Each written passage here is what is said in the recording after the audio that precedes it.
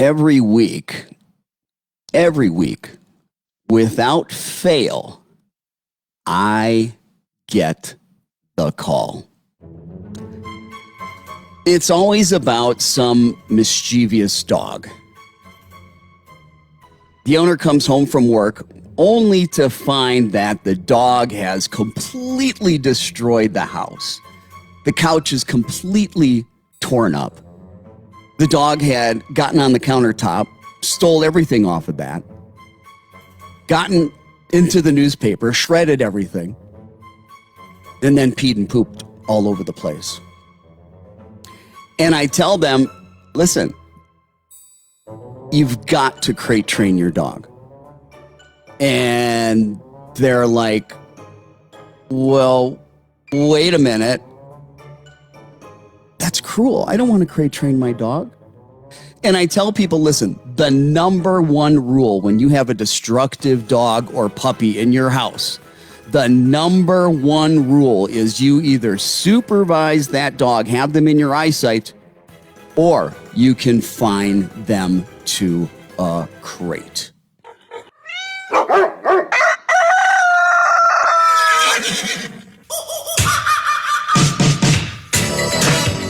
Good Saturday morning, everybody. Hey, welcome to Pet Talk Today. I'm so glad that you're here. If you're brand new to Pet Talk Today, let me tell you a little bit about how this works. Today's going to be Q&A for the most part. If you've got a question about your dog or your puppy's behavior, what I'd like you to do is go ahead and type your questions into the comments section. And I'm going to do my best to read those questions and give you some advice, give you some help, and hopefully put an end to some of the either nuisance behaviors. I don't know, maybe you've got a dog with a barking problem. Perhaps you've got a dog that likes to jump. Maybe you've got a dog with potty training issues. That can be frustrating. Then again, you might be dealing with more severe type problems such as anxiety, fears, phobias, aggression. That's always tough.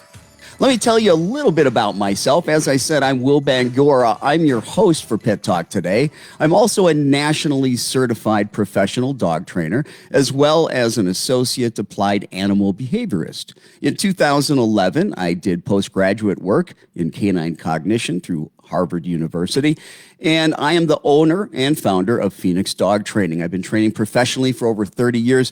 At Phoenix Dog Training, we specialize in some of the most difficult behaviors, fears, phobias, anxiety, aggression.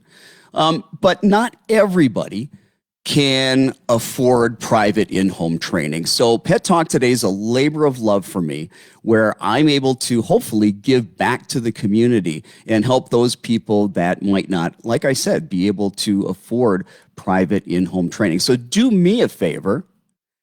Share our page, Pet Talk Today, on your Facebook page. Please share our live stream on your Facebook page. We're here every Saturday from 9 until 10 a.m. helping you with your dog training and behavior problems. Before I go to your specific questions that you have, I've got a few, I've got a few email questions that I want to make sure that I am also getting to. So let me pull that up. Okay, perfect.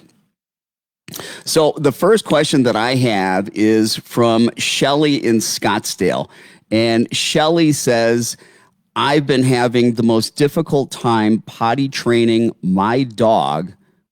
What can I do to help the dog? Well, the first thing, Shelly, I want to tell you is that I've got a 45-minute podcast that deals specifically with potty training. 45 minutes of in-depth potty training information. If you have not subscribed to the Pet Talk Today podcast, go to Apple Podcasts, go to Google Podcasts, or any of the major hosting sites. It could be Spotify. There's a lot of them out there.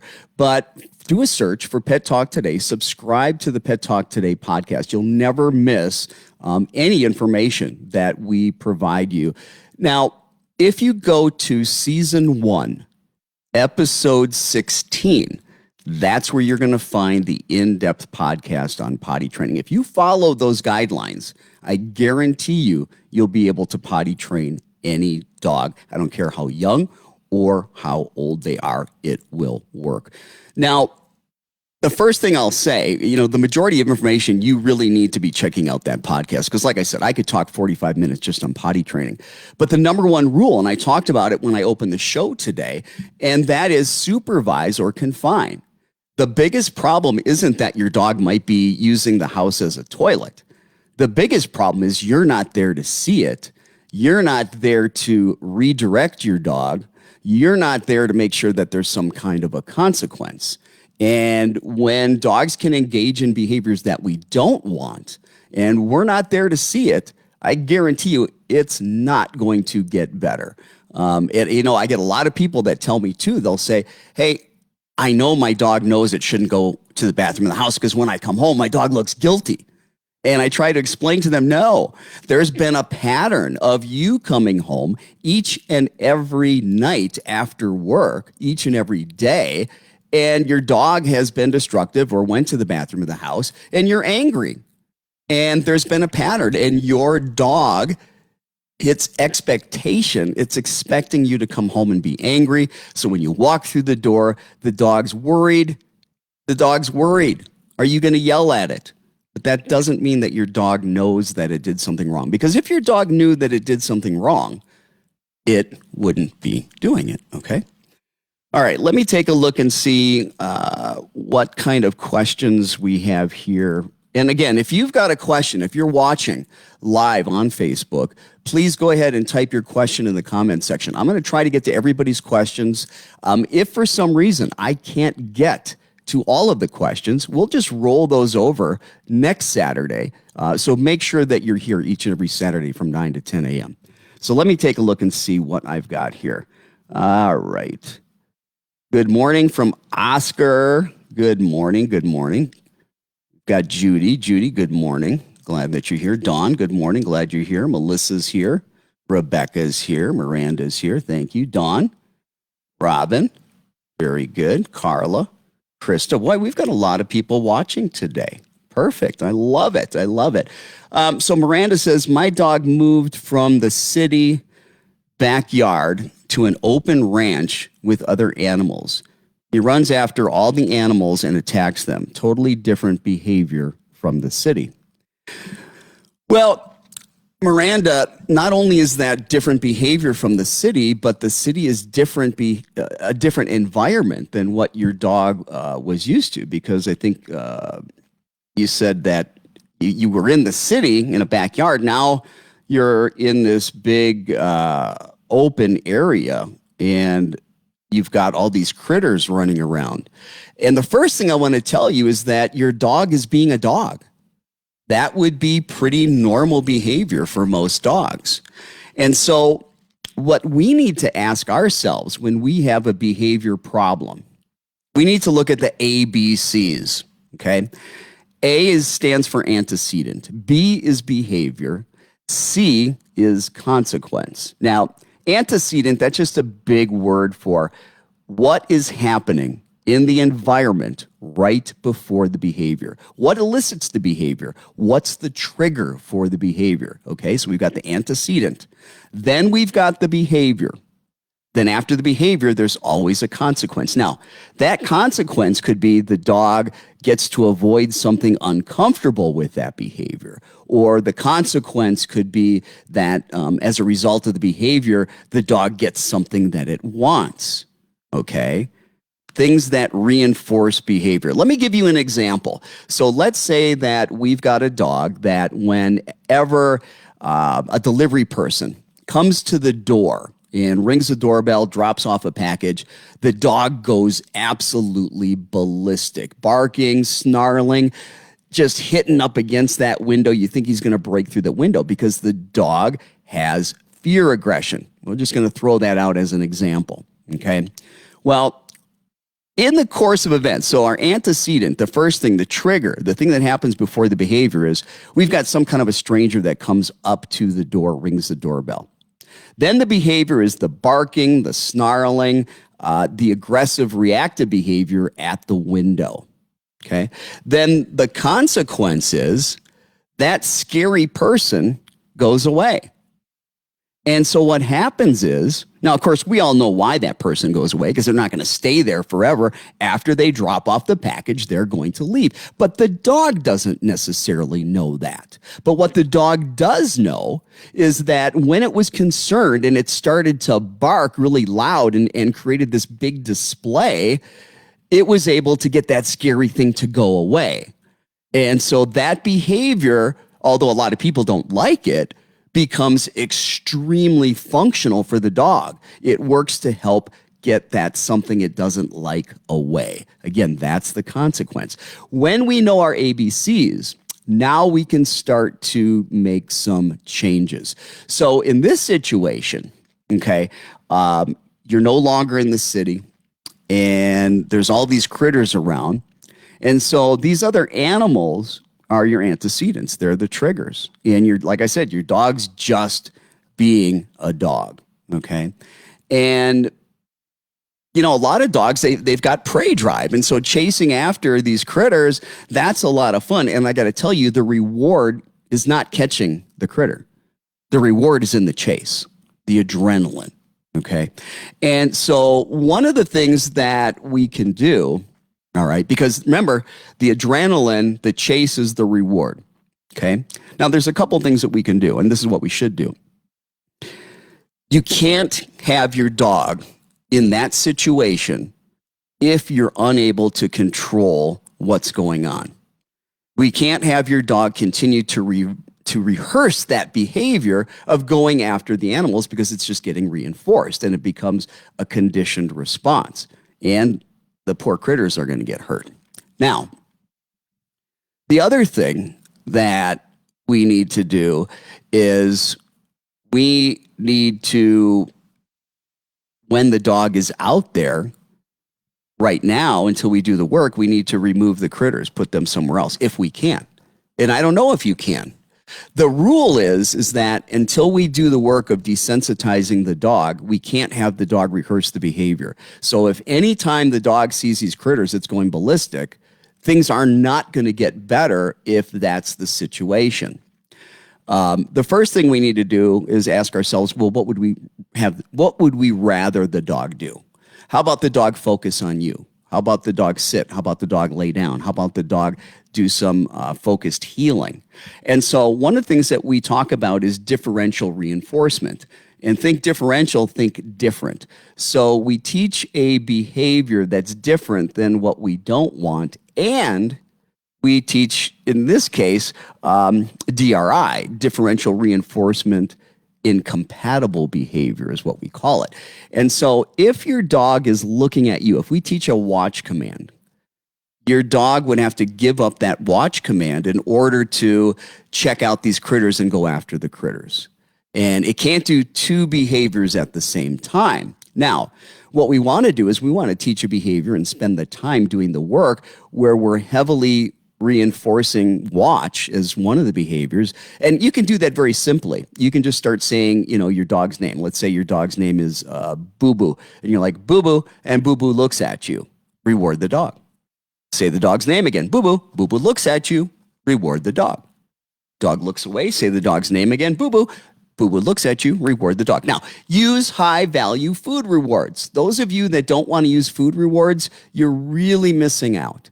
They don't have to be something that you use forever. And if you use it the right way, if it's a reward and not a bribe, you can fade those out. But you've got to think about anything we're asking your dog to do, it's work. And they need a paycheck. And the higher the value of the paycheck, the more motivated the dog is going to be to do the behavior. So we want to take time to teach your dog to do other behaviors that we have spent the time teaching appropriately, and also not only teaching appropriately, but rewarding, making sure it's worth the dog's while, okay? Now, when you take the dog outside, take your dog as far away from these critters as possible and begin doing the previously trained behaviors that I'm talking about, whether it's sit, lay down, watch, but get the dog engaged in doing something else. It can't do two things at the same time. And heavily reward your dog. And when you begin to do that, your dog still sees the trigger, the critters, but little by little, it'll start to relax. It'll start not reacting. And as your dog gets calmer and focuses more on you and reacts less and less, make sure you're giving high value food rewards. One of the things you want to teach is a place command. Teach your dog to get on a mat or get on an elevated dog cot and to stay there. And your dog can't stay there and be running after critters, other animals at the same time. It would have to give up one behavior for the other. So again, we have to ask ourselves, what would we rather have the dog do? And when we take the time to do this, and when we're training, listen, we need to be committing at least 3 to 5 times a week, and we need to be spending about 15 minutes every training session that we do. So hopefully that helps a little bit, Miranda. Let's see if I've got other questions here. All right. Okay, so Melissa says, I have a talker who, when people come over, she has to hear woo, woo, woo, and it's cute for like 2 seconds. I don't want to break her spirit, but I want her to stop when I ask her to. Boy, that's a great question, Melissa. There's a lot of people that deal with barking. It's probably one of the biggest issues, okay? And you said, hey, I don't want to break her spirit. Well, one of the things that we have to ask ourselves is, when the dog is barking, are they barking because they're excited and happy because somebody's there? Or are they barking because they're anxious because somebody's there? Because it's a big difference. If it's something where the dog is anxious, we need to use the principles of counter conditioning and desensitization. Now, counter conditioning is presenting the trigger at a distance where normally the dog would be very concerned, but we're far enough at a distance from the trigger, or the stranger in this case, where the dog doesn't have a care in the world, but knows that the stranger's there, knows that the trigger is there. And the way we're going to work it is, when the person appears, we're going to feed the dog continuously and constantly with high value food rewards for maybe 2, 3, 4, 5, 6, 7, maybe 10 seconds. And then we have that stranger get out of sight. And when that stranger's out of sight, we stop the feeding. And we wait a few seconds. We have that stranger come back into sight, but again, at a distance, far enough away where your dog's not reactive. The dog knows that person's there, but it doesn't have a care in the world. Because what we need to do, if it is an anxious situation that the dog's barking about, if there's a little bit of fear reactivity, then we need to take that trigger, strangers that come to the house, where your dog views that as a threat. Now, there might not be any real threat, but it doesn't matter. If your dog perceives it as a threat, as far as the dog's concerned, it's a threat. We've got to change that emotional state. And how we change that emotional state is present that trigger when it's not threatening. And again, that's by creating some distance where the dog doesn't have a care in the world. And every time the dog sees that trigger, great things happen. The dog gets high value food rewards. And it's a game that we play of association. It's classical conditioning, associative learning. And we do that 3 to 5 times a week, 5 to 15-minute sessions, and we make these easy wins for the dog. If your dog's reactive, you have gone too close too soon.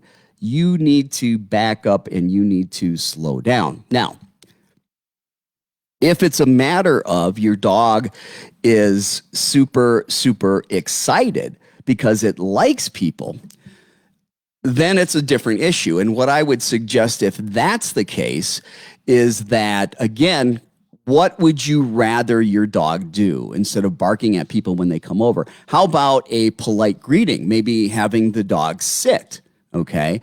And so one of the things that you can do is, again, ahead of time, teach your dog to sit. Take the time to teach an alternative behavior.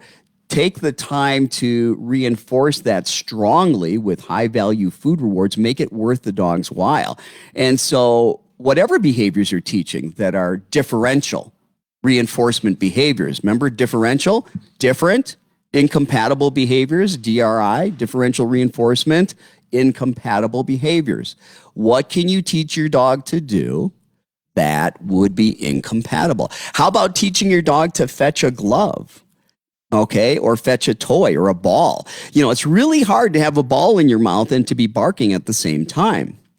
So teaching an alternative behavior. The other thing is just teaching the dog to relax.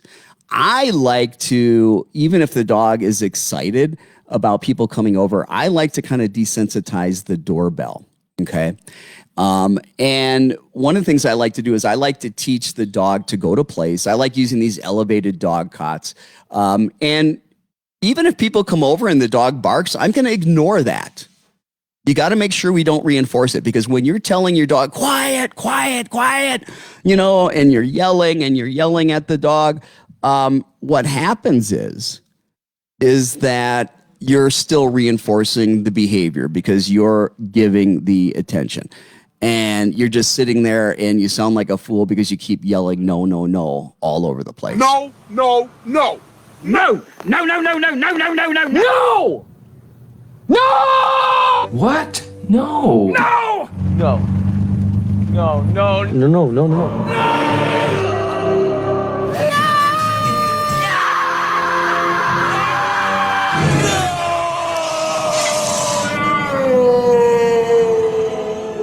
One of the things that drives me nuts as a professional dog trainer when I walk into somebody's home for the first time and they've got unruly dogs is they just sit there and scream, no, no. And they've been doing that for months, in some cases years, and it's not working.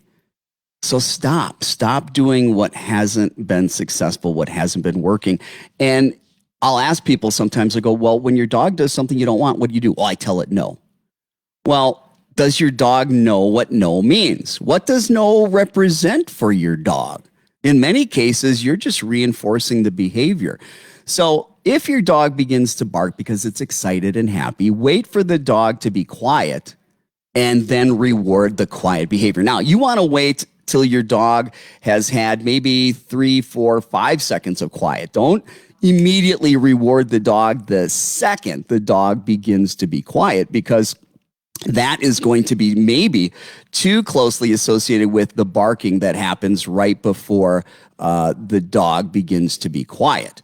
Now, the other thing that you can do, because again, let me just wait, before I say the other thing, going back and ignoring the barking, rewarding quiet, okay, is a big thing. So we call that capturing behavior. So when your dog is quiet, you can label that behavior, all right? Label what the dog offers, the quiet behavior. Say quiet and reward the dog. So what you're doing is you're creating a vocabulary for your dog so that your dog understands. You know, if you say quiet right now, your dog doesn't know what that means. It just knows that perhaps you're barking back at it. Quiet, quiet, quiet. You know, everybody is doing those type of things and it's not working. So capturing good behavior, capturing quiet behavior, and rewarding that behavior goes a long way. Now, there's no quick fix for this, folks. You got to understand that we're trying to create new behaviors and we're trying to condition new behaviors. And the more consistent you are and the more you use high-value food rewards, the quicker this is going to go. But timing, consistency is everything. Don't even bother trying to stop a behavior in your dog if you're not going to be consistent. It's just not fair to the dog, and it's going to drive you crazy. Now, the other thing that we can do when we have a barking problem is we can capture the barking and we can label the barking, say bark or speak or what have you. And if we reward that, and we do that over and over enough, now we get to the point where we might be able to ask the dog to bark on command. Now you might be saying, listen, I want my dog to stop barking. Why would I be teaching my dog to bark on command? Because the more opportunity for barking, the more opportunity you get to label quiet when it stops and reward that. So again, it's about having repetition. It's about being able to create associations with that. So again, I want you to think about what behavior would you rather your dog do, and start rewarding that. Also start thinking about your ABCs. What happens before the behavior? I need to control that so that the dog doesn't engage in that behavior. A lot of times it's distance. Now, I realize you can't always control who and what is coming to the door, but you don't have to let your dog all the way in there. And when I say in there, close to the door, close to the window, some people, while they're doing the work of trying to change this behavior through the work of behavior modification, they might be keeping their dog in another room to try to avoid these behaviors, not to avoid them completely because we want to fix them, but to avoid them so the dog's not rehearsing the behavior. All behavior that happens, I guarantee you there's a reinforcer, or the behavior would not continue. It's our job to take a look at what is the reinforcer. Remember, we talked about consequences, okay? You probably can hear my dogs barking in the background. So ABCs, antecedent, got a stranger. My wife's downstairs, and there is a handyman that came here. And so there's not a lot of people that come here. The dog's barking, okay? And guess what? The handyman walked from the house out into the garage. Not because he was afraid of the dog, but it just happened that way. So my dogs start realizing, hey, this is a functional behavior. If I bark, I can get that scary stranger to go away. So always think about what is the trigger, the antecedent, what is the behavior, and what is the consequence. All right, and consequences are going to come in two forms. One, the dog did the behavior to gain some type of reward, or the dog did the behavior to avoid or remove something it doesn't like. That is called negative reinforcement and positive reinforcement. Now, negative reinforcement, the negative is a minus sign. It means removal. And usually it's the removal of something unpleasant. Okay. Hopefully that helps a little bit. Now, Dawn, we've got a lot of questions about barking. Dawn says, how can I stop my dog from barking at other patients when I'm at the doctor's office? Well, Dawn, I guess what I would ask you is your dog only barking at patients at the doctor's office, or does your dog bark in other situations? When you're in the doctor's office, your dog is probably in pretty close proximity to these other people. Your dog might not be able to handle being that close to strange people. It might be overstimulating, overwhelming. Sounds like it's probably an anxiety-related behavior. And so if your dog is barking in other situations with people, use that opportunity, because I would stop taking the dog with you to the doctor's office, because we need to stop the dog from rehearsing that behavior, okay? And we need to set up very specific training sessions where we can have people, again, far enough away, a distance away from the dog, where the dog is comfortable, doesn't have a care in the world, but knows that that trigger is there. And when the dog sees the person, feed continuously and constantly while that person is there. As soon as the person leaves, or we ask the person to leave because it's a training session and we're controlling what's going on, the feeding stops. And we repeat that over and over and over. We're teaching the dog that, hey, the thing that is scary for you, that's where all the good stuff comes from. And it's a game. And a lot of people work too quickly. They go too quick, too soon. This is something that takes time. It's gradual, it's systematic desensitization. And it's just something you've got to do that takes time. The alternative, and what a lot of people do, is they use punishment. And I have to ask you, is that fair to the dog? I mean, the dog's just being a dog. The dog doesn't know anybody, especially if you've got a dog that's anxious. The last thing that we want to do is use punishment, which creates more fear, more intimidation, more anxiety. Now, you may be able to stop a behavior with punishment short term, but you're just suppressing the behavior. You haven't dealt with what's actually underlying that behavior, what's at the root cause of it. And a lot of times we're talking about anxiety. All right, let's see what else we have for questions. We've got a dog, I think it's Melissa again, also running to the door, demanding attention before letting someone in the door. Well, I kind of covered that, Melissa. If you continue to let the dog run up to the door, demanding attention, that's reinforcing. Your dog wants that. And so you've got to first and foremost not let your dog engage in that behavior. And that means that you have to avoid it. And that means that you have to have training sessions where you're setting the dog up at, like the real thing, where you've got people coming over so you can practice. You've taught the dog to do something else. Remember, differential reinforcement, make it worth the dog's while. Have something else a dog can do where it's, highly reinforced. And when your dog knows that there's a particular behavior that really good things happen, it's going to choose to do that instead of what it's doing to the guests that are coming in. But first and foremost, you've got to keep the dog at a distance, and you've got to begin teaching the dog to do an alternative behavior. And a lot of times this is not things that are really, really, difficult. What it comes down to is that it's just inconvenient. It's time consuming. None of this stuff is that difficult. It's pretty common sense when you begin to think about it. Let me take a look and see if we have other questions. All right. So Judy, she says, I've got a dog who goes crazy every time we're on a walk and she sees a cat. She cries, barks, lunges, jumps. She also whines every time she sees another dog walking by, wondering how to break this pattern. Judy, much of what I've already talked about is going to apply to what you need to do. Now, I don't know what the environment is where you live. I don't know if there's a lot of stray cats that are running around. And sometimes it's difficult to control our environment.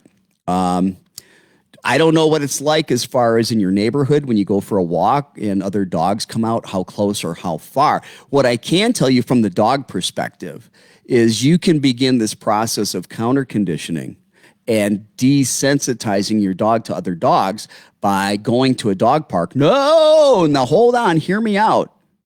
Don't take your dog inside the dog park. The only reason you're going to the dog park is so that you have dogs that you can use as a trigger.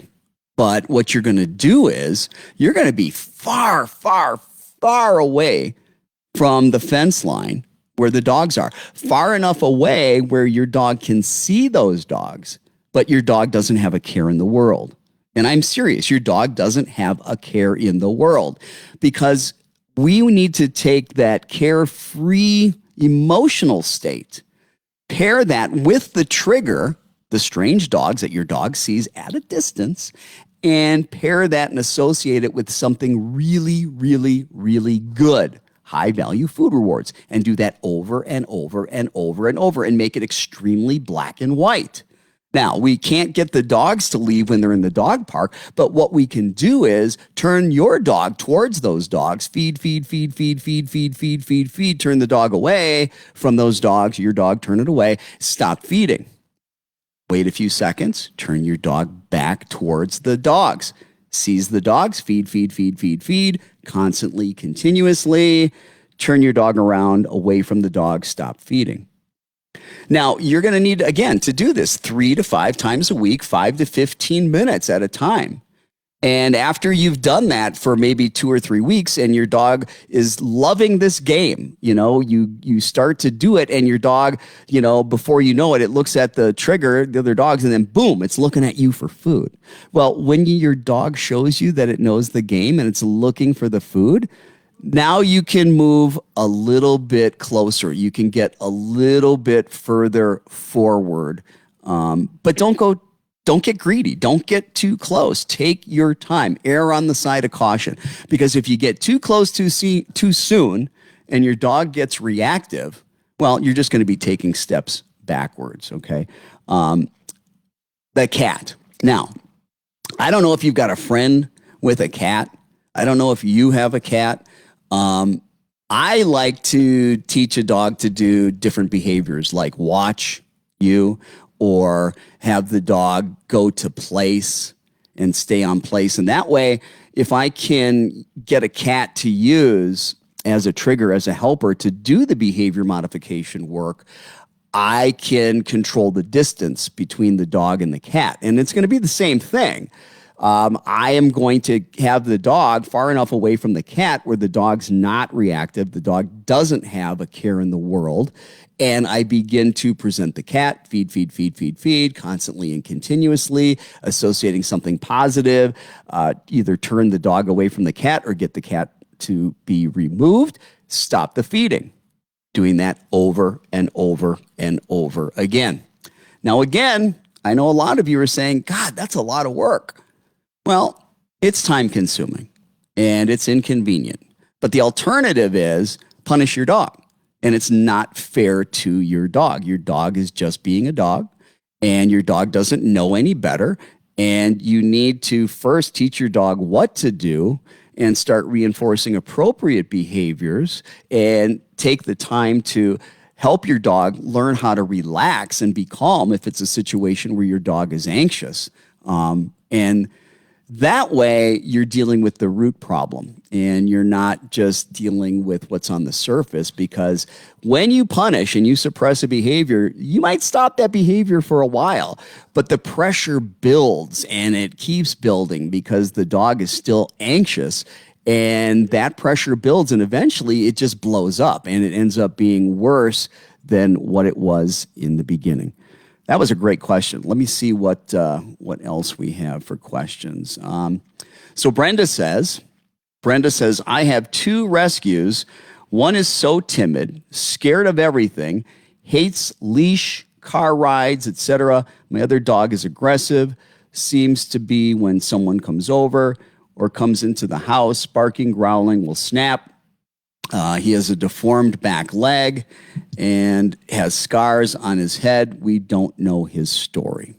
Okay, so Brenda, you've got a lot of stuff that's going on. The first thing I want to say about aggression, all aggression is based in fear. And I will stand by that till the day I die. No animal goes into fight or flight unless it perceives something as threatening. Now, there might not be a real threat, again, but if it perceives something as threatening, then it's going to go into fight or flight, okay? And again, when we're dealing with aggression at its root cause, fear and anxiety, we need to teach the dog that trigger, remember the antecedent, the ABCs, what happens before the behavior, that trigger is not a scary thing. It's something that's wonderful because it brings food, high value food rewards. But again, folks, you've got to take the time to set up daily training sessions, and you need helpers to be able to do this. In some cases, you might be able to use a mannequin for a while until you start getting really, really close. Now, let me also talk about this whole idea of dogs that are fearful, say of people or other dogs or cats or reactive, and you start to counter condition and desensitize and keep getting them closer and closer and closer and closer and closer. Now, you're taking your time. You're doing this gradually. You're doing this systematically. And all of a sudden, you're going through this process. You think you're doing everything great, and your dog becomes reactive. Here's the thing that you need to do. You cannot create a pattern where every single time you keep getting closer and closer and closer and closer and closer and closer, because the dog starts realizing, oh my gosh, I'm comfortable right now, but every time we do this exercise, it gets closer and closer and closer. And so what happens is the dog starts to become fearful. It has the expectation, because you have shown it through your training, through the pattern, that you are going to keep getting closer and closer and closer. So one of the things that you need to do is you need to mix it up a little bit. So as you begin to get closer, then you need to throw in some longs. What I mean by that is then you go back to being at a distance and do some further away again, helping the dog to relax so the dog starts realizing, oh, okay, they might not come in all the way. They actually might go further out this time. We need to make sure we're not creating a pattern where that pattern, the dog can anticipate that we're going to get closer because the dog is going to be anxious. Yes, we're getting closer, but it's kind of like we're going up a little bit, down, up a little bit, down, up a little bit, down, a little bit closer, a little back, a little closer, a little back, a little closer, way back, a little closer, way back, a little closer, a little closer, a little closer, a little closer, way back. Mix it up so that the dog doesn't see a pattern. Keep the dog below threshold. Again, what that means is when the trigger is present, your dog does not have a care in the world. Now, you need to be an expert at canine body language because it can appear, if your dog's not reactive, you might think, well, my dog doesn't have a care in the world. The problem is what's happening inside. What's the inner emotional state of your dog? And it would be nice if we could just ask the dog, hey, how you feeling? What do you think about this situation? But we can't do that. But the way that we can find out what's going on with the dog internally is by having a great understanding of canine body language. Because dogs give out dozens and dozens of stress signals. And some of those are very, very subtle. They're very covert. And unless you study canine body language, you wouldn't even know that it's there. You wouldn't even know that it represents a dog that is stressed out. And you need to know that. So, for example, one stress signal is tongue flicking or lip licking. So if I've got a dog that I'm desensitizing to another dog, a person, to sounds, and while I'm doing that work, I start seeing the dog give out some lip licking or tongue flicks. Well, the dog's not reactive. It's not growling. It's not snarling. It's not lunging. So I might think, well, the dog doesn't have a care in the world. Wrong. The dog has stress.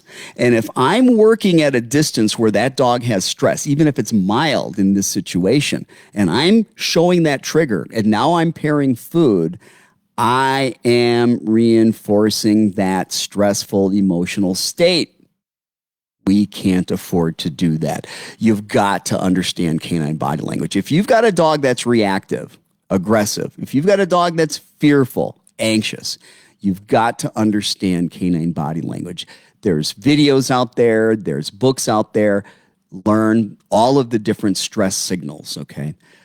Dogs also in canine body language will give us dozens and dozens of potential calming signals. And that's important for you to know too, because if you took your dog too close too soon, if your dog was over threshold, because now instead of keeping your dog at a distance when you're doing the behavior modification work, where we're supposed to have it where the dog doesn't have a care in the world, your dog has a care. It's giving tongue flicks or lip licking. Well, we need to move the dog further back, and maybe the dog gives us a calming signal. One of the calming signals that dogs can give is a shake off. You ever see a dog shake themselves? And I'm not talking about after they've been wet or they've had a bath. Obviously, they do that. But oftentimes, a dog will give that same behavior, do that big shake off as a calming signal when there's been an emotional shift from a situation where they were in a little bit more stressful emotional state previously. So learn the canine body language, because you could be trying to do the work and you think your dog doesn't have a care in the world because your dog's not overtly displaying behavior that's aggressive or reactive. But if we know our canine body language, if we see stress signals, the dog has a care. Now we're doing the work wrong. And so we want to work really hard, and hard work and consistency is important, but we want to make sure that what we're doing, we're getting results. And so we want to make sure that we're working smart, that we're not just working hard. let me see if so hopefully that helps. Let me see if I've got any more questions here. All right, so this is from Christina. She says, my 9-month-old bull mastiff does really well about going to her bed and staying there while most activities are going on in the house until someone goes into the kitchen. She's persistent at coming in there, and it's so frustrating. Says she's crate trained, and we do use the crate often. I just wish we would not have to use it every time I'm in the kitchen. Do you have any suggestions? Well, yes, I have suggestions. First and foremost, you need to do your absolute best to not let your dog get in the kitchen. And you need to be supervising your dog at all times. And when you can't supervise your dog, you do need to use that crate. But one of the things we need to do is teach some boundaries, okay? And we can do that again by teaching behaviors we want and by rewarding those behaviors. So in the kitchen, there's a boundary line. There's a boundary line between the kitchen and the other area outside of the kitchen. Now, what I like to do to begin with is I like to put like a doormat at that boundary. And I like to bring the dog up to that doormat, and I like to mark and reward the dog. And those of you that don't know what marking is a communication system, marker training, where we have conditioned the dog to understand that there is a word or a sound that represents, hey, you did a good job, you're getting a food reward, because timing's everything. I don't have time to talk about marker training, but if you want to be serious about training your dog and get results, get on Google and look up marker training. We do talk about it from time to time. I'm sure I'll do another another episode where we're talking about marker training for the whole show. But again, I'm going to have that mat, okay? I'm going to have that doormat right in front of where the kitchen is. Let the dog walk up to it, and right before the dog puts its paws on that mat, mark and reward the dog, okay? If the dog puts its paws on the mat, don't reward the dog. And just kind of stand there with your body. Don't push the dog away with your body. Don't say no, but just kind of stand there and block the dog a little bit. Now, if you've done this enough, if you've taken the dog up to the mat and maybe 6 inches, 12 inches before the mat, you marked and reward, and you did that over and over again, your dog learns, hey, getting close to that mat, but not going on it, I get a food reward. And anytime your dog then gets its paw on that mat, if you just stand there like a wall and wait, your dog's probably going to back up and get where it needs to go to get a food reward. Now, you need to put in the time to do that, but you've got to make it worth your dog's while to not be in the kitchen. So again, folks, you got to think about anytime you have a behavior that you don't like, ask yourself, what else can I teach the dog to do? What behavior would I rather have the dog do? Well, another behavior would be to teach a place command. Teach your dog to lay on a blanket, a mat. Teach your dog to lay on an elevated dog cot, okay? And reward the dog a lot for staying there, and start presenting mild distractions and reward the dog when it doesn't take the bait of the distractions. Okay. And little by little, increase the distractions. But boy, you've got to reward a lot. Capture good behavior. Don't push it too far before rewarding, because you're trying to teach the dog, hey, if you stay here, you get high value food rewards. So a lot of times, you get in the kitchen, the dog just wants to check out what's going on. What are you doing? Unless food is dropped. And now that the motivation, the reinforcement is, hey, when I go in there, I get food. And that needs to stop if that's the case. But the dogs, a lot of times, they just want to be part of the part of the family, part of the group. They're social animals, and so they want to see what's going on. So give them a place to lay down, give them a place to sit, teach them that place command so they can still check out what's going on, but they don't have to be under your feet or bothering you in the kitchen. And one thing I like about teaching dogs to go on place, I can give them a bone, I can give them a toy, a bully stick, something that I can keep them busy with, okay? But if your dog's getting in the kitchen and you're not around, you need to be crating the dog so that it can't happen unless you're working with the dog and teaching the dog what you want. Again, everybody, you've got to think about, we've got to stop the dog from rehearsing the behaviors we don't want, because those continue to get reinforced and we're fighting an uphill battle. I know it's tough, and I'm not saying avoid everything forever. That's not the answer. But we need to avoid triggers and the situations and set things up just right as a training session to begin to make change with your dog. The other thing, Christina, you mentioned that, let's see, about going to her bed. Does really well going to her bed and staying there while most activities in the house until someone goes in the kitchen. So one of the things that you can do is when your dog's on the bed, rather than going all the way in the kitchen, how about you take a step towards the kitchen and go back and reward the dog? Do that for a while. Then how about you when that gets really well conditioned for the dog, how about you take 2 steps towards the kitchen and reward? Do that for a while. When that gets very comfortable for the dog, how about you take 3 steps and then 4 steps and then 5 steps? But remember, we don't want to create the pattern where the dog gets anxious because we keep getting further and further and further and further away.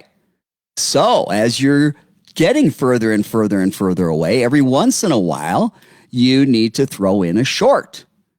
Okay? And you need to, so if you've gotten to the point where you can go 10 steps away from the dog, and I'm just throwing that number out arbitrarily, throw in a couple 2 steps, get 2 steps away, then reward the dog. But little by little, see, a lot of times we're not breaking these things down into little pieces.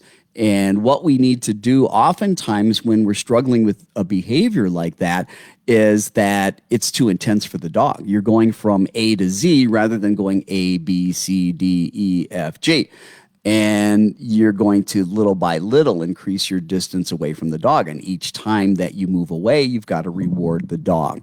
And then the other thing is you can begin to do your own distractions to give the dog more opportunity. You give a little distraction, the dog takes the bait, ignore it. Dog goes back to its bed, reward the dog. Reward the dog. But try not to distract so much that your dog keeps losing. We're trying to teach the dog what success is, how to win. And if you take the time to do that, things are going to get better.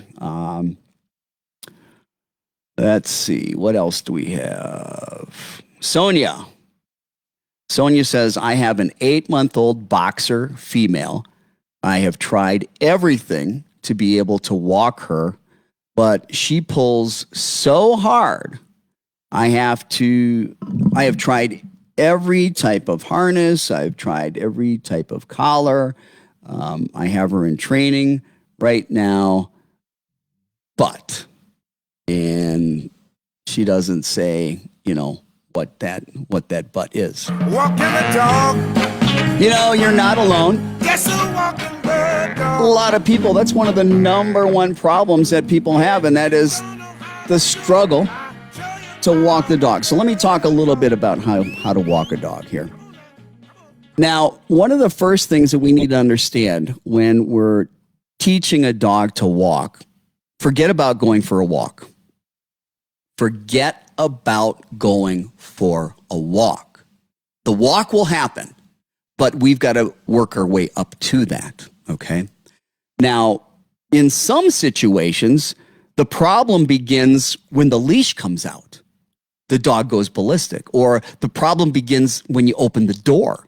before you even start to walk.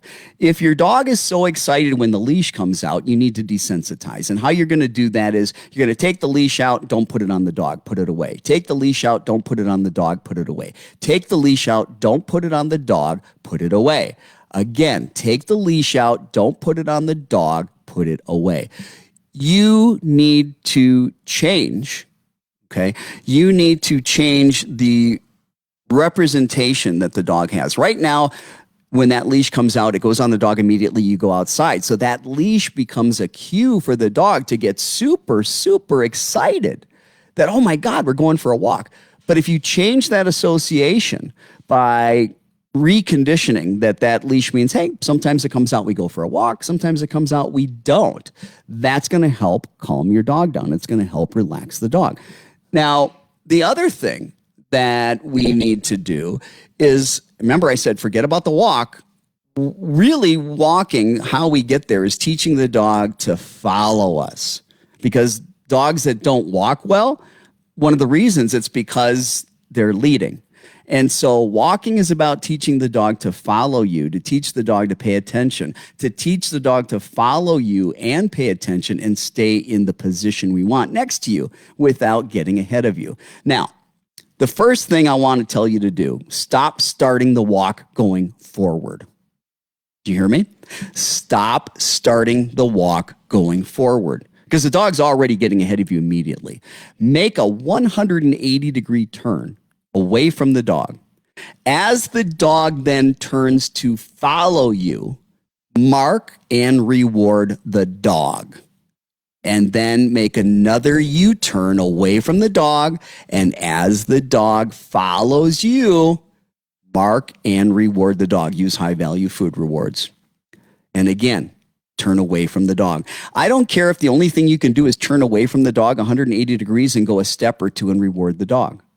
If that's what you can accomplish and your dog's not pulling and the dog's learning to follow you, then you can change that into 3 steps. And when that's going well, 4 steps and 5 steps and 6 before you make the turn. But you want to make a lot of turns away from your dog in quick succession. And as the dog follows you and starts to get next to you again, reward the dog. So when the dog follows, when the dog gets next to you, it gets a reward. And then boom, you turn around.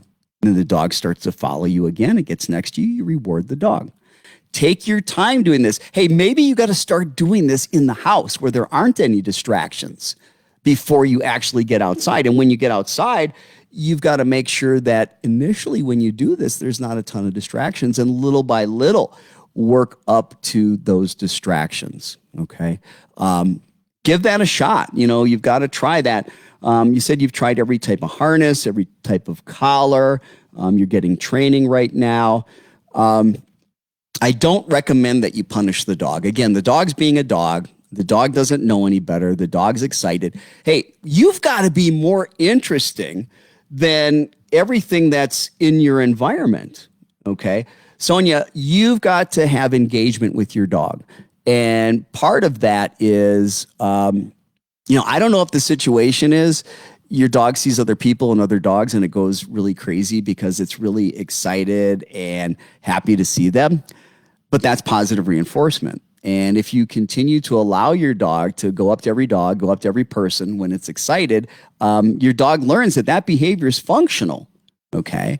So right now, I would, if it's me, my dog doesn't hang out around other dogs. My dog doesn't hang around other people until it learns first, I am the center. I am the center of the dog's universe. Okay. You need to be the most important thing in your dog's life. All fun things need to happen from you. And when you're the most important thing and all fun things happen from you, then you're not fighting for your dog's attention. Well, we are just about out of time. I'm sorry if I didn't get to your question. If you went ahead and put a question in the comments section. What we'll do is next week, Saturday from 9 to 10, come on back, grab a cup of coffee, join us where I'll be taking more of your questions and helping you by providing you hopefully with answers that can make your life a little bit better with your dog, improving that relationship with your dog. Some of you might be wondering, hey, where is Jordan? Well, unfortunately, we wanted Jordan to be here. This was our big debut. We're no longer doing the show out of the KFNX 1100 radio station studios. We're doing it out of the studio that we built here in my house.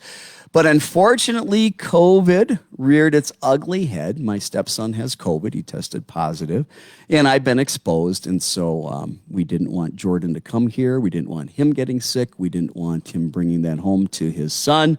We want to stay safe with everything. And we want you to stay safe. Remember that COVID is still out there, and it's making a resurgence. So, if you feel you're at risk, wear your mask. If you haven't got vaccinated, please get vaccinated. Have a great weekend, everybody. Thank you for your questions. Thank you for your support. Please tell your friends and family about Pet Talk Today. Please take this video and share this to your Facebook page so that other people can benefit from it. Have a wonderful weekend, everybody. Stay safe.